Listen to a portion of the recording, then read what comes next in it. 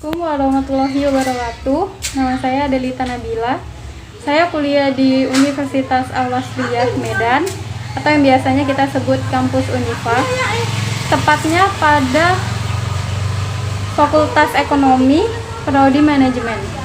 Nah, di video ini saya akan melakukan sebuah wawancara yang diajukan sebagai tugas mata kuliah pengantar manajemen. Dan narasumber saya adalah seorang kepala desa. Dan di sini kita akan mengetahui apa saja sih tugasnya dan bagaimana dia melaksanakan tugasnya. Assalamualaikum, nama saya Delita Nabila. Dan yang di sebelah saya ini adalah seorang narasumber yang akan saya wawancarai. Nah, kita mulai, Pak. Boleh. Sebelumnya boleh disebutkan aja siapa nama Bapak dan apa posisi Bapak di desa ini? Nama saya Suherianto. Posisi atau penjabatan sekarang saya itu kepala desa. Desa Nomosari. Itu udah lama tuh, Pak? Oh, udah berapa lama itu menjabatnya? Saya menjabat sejak 2018 sampai sekarang.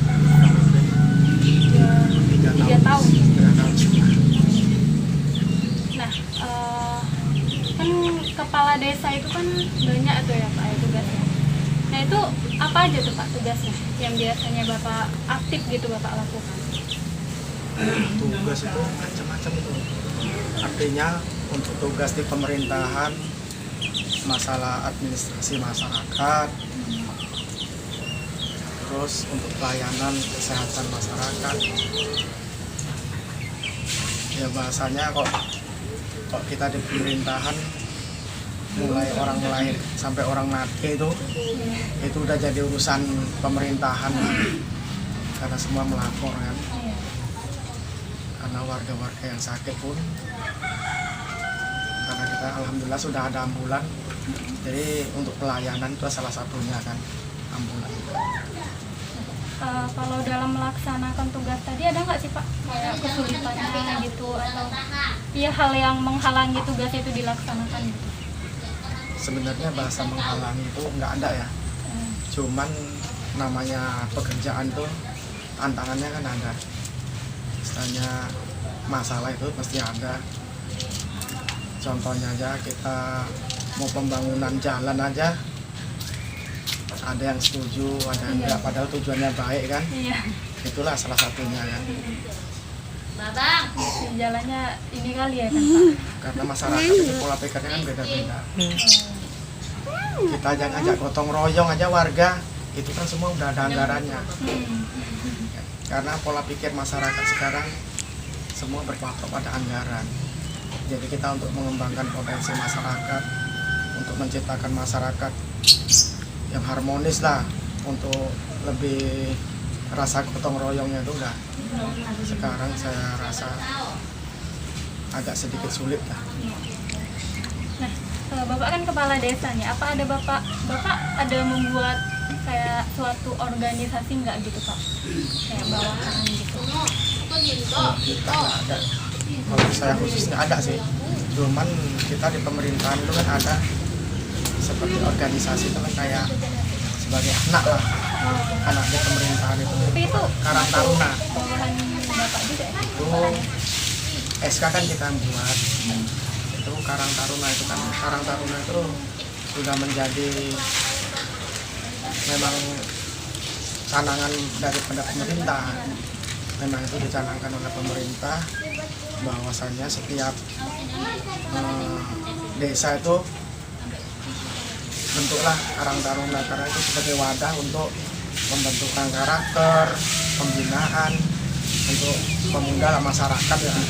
Karena kalau di luar pemuda, pola pikir masyarakat berpikir kalau pemuda itu masih lajang, sebenarnya tidak. Pemuda itu adalah masyarakat semua ya kan. Artinya pemuda itu yang berjiwa muda ya. Bukan artinya muda itu di bawah, misalnya yang belum berumah tangga.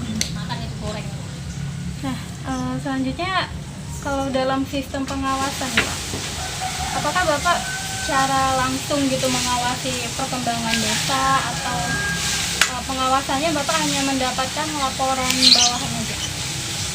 Kita tengok juga itu kejadiannya apa kan. Kalau untuk kegiatan contohnya pembangunan kan karena setiap tahun kan kita ada anggaran ya, itu saya turun langsung, cuman walaupun nggak kita setiap hari tapi kita tetap turun untuk monitor gimana keadaan di lapangan, ada kendala atau tidak, dan apabila kendala itu bisa diselesaikan dengan tanpa saya pun ya nggak masalah. Tapi kalau memang itu kendala itu tidak bisa diselesaikan, harus saya yang datang ataupun memang kita harus untuk menyelesaikannya, kita siap gitu, selalu siap. Nggak ada kata misalnya takut atau apa, nggak ada. Yang penting satu masalah itu pasti ya. Jadi bisa dibilang secara langsung lah itu, Iya. Pak. Selanjutnya ada nggak sih Pak kayak hal-hal yang biasanya diadukan oleh masyarakat gitu, masalah gitu, Banyak ke masyarakat yang itu. biasanya yang umumnya aja gitu loh Pak? Kalau yang umum pertama masalah kesehatan, nanti ngadu Pak, saya nggak pernah, anak saya sakit ataupun suami saya atau istri keluarga kita sakit, nggak punya kartu ini segala macem gitu juga. Tapi Dan kalau maling gitu Pak?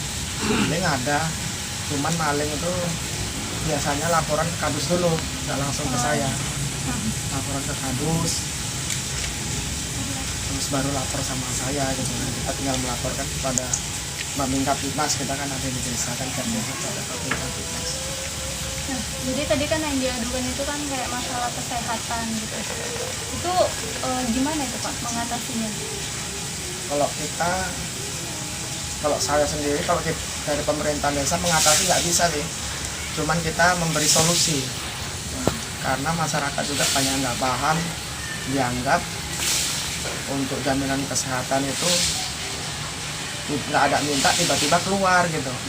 Karena artinya gini, minta itu kan kita memohon, kan itu ke dinas sosial. Dinas sosial, jadi kita mohonkan, dan itu nggak bisa diwakilkan, harus yang bersangkutan langsung. Kalau kita dari desa tidak pernah menghalangi siapapun yang untuk mengajukan permohonan untuk mendapat KIS lah, kalau kita bilang kan selama ini KIS itu tetap kita layani, karena di desa itu kan pengantarnya ada, diajukan ke kecamatan lalu ke dinas sosial, dan itu yang memutuskan bukan dari desa. Bapak, jadi kalau misalnya mau buat gitu, itu langsung ke dinas sosialnya gitu? Bisa langsung, juga bisa dari desa. Cuman kalau dari desa kan nggak mungkin kita nganter tiap hari. Ada yang contohnya satu orang mohon minta antar satu, kan nggak mungkin juga kan, karena kerjaan kita kan banyak juga. Mungkin nunggu berapa hari baru bisa kita kirimkan. Nah, kan beberapa tahun belakangan ini kan kita kan dapat musibah itu datangnya COVID ya. Pak. Nah, jadi udah sampai mana sih perkembangan desa ini gitu dalam Penanggulangannya. penanggulangannya gitu? Untuk penanggulangan COVID, alhamdulillah menurut di desa kita sudah cukup maksimal ya, sudah cukup baik ya, terutama untuk yang berdampak ataupun yang terkena dampak lah, kena dampak yang paling parah lah dibilangnya. Dalam segi ekonomi kita beri BLT kan, bantuan langsung tunai, walaupun tidak bisa mencakup semua, tapi setidaknya mengurangi lah beban daripada masyarakat yang memang kita pandang itu yang paling membutuhkan. Dan juga untuk bantuan masker, terus penyemprotan, disinfektan, sudah beberapa kali kita buat umum lah. Lagi terutama itu vaksin ya Pak? Vaksin. Apalagi tadi kan ada vaksin. Vaksin tempat kita,